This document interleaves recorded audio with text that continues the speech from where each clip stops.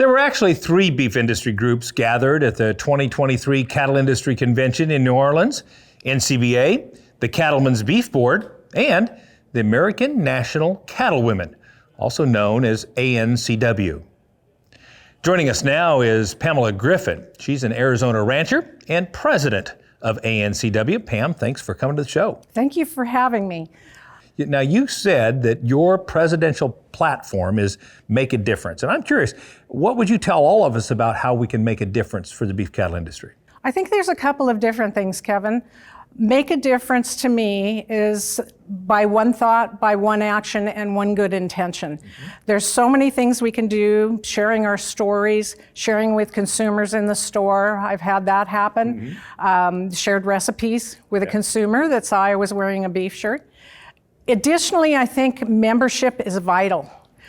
Whether you choose to be an active member or just a member and pay your dues, it's so important to leadership to be able to represent you. So ANCW just celebrated its 70th anniversary.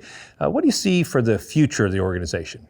I see ANCW as a premier organization and resource for women in agriculture and the cattle industry across the country. Our 3 pillars are beef promotion, education, and legislation. Last year, we went as a separate entity, NCBA, to the NCBA offices and went out to speak to our legislators, which was quite impactful.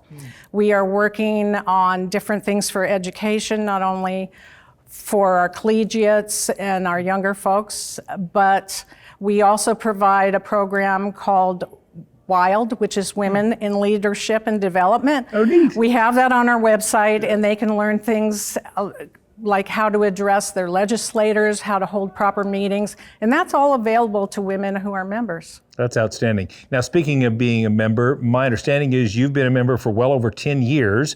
What drew you to ANCW initially, and what guidance would you give other young ladies who may want to do the same? I grew up on what I would be considered a hobby farm. Both of my parents left agriculture. My father left the family's meat and farming from North Muskegon. And my mom's family's grain operation is still active in Monroeville, Indiana, but she left as well. We had a large array of livestock, and being the oldest, I had to take care of them, and I always gravitated more to the outdoors. I met my husband, we married. The family has an operation outside of Globe, Arizona. Okay. And it's a cow-calf operation. And we wanted to start our own. So he told me that we could do that, but I had to be the majority owner and had to do a lot of The work. Yes.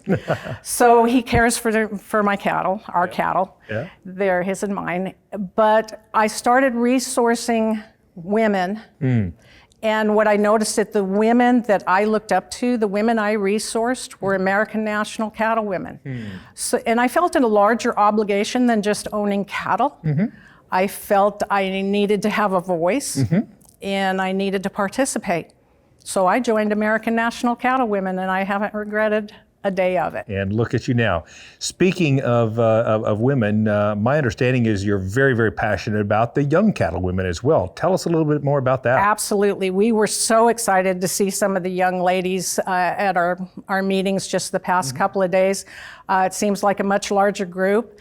But I'm interested in the youth, the junior members, and reaching out to them and bringing them into the fold because they are our future. Well, thank you so much for all you do for our industry. We appreciate it.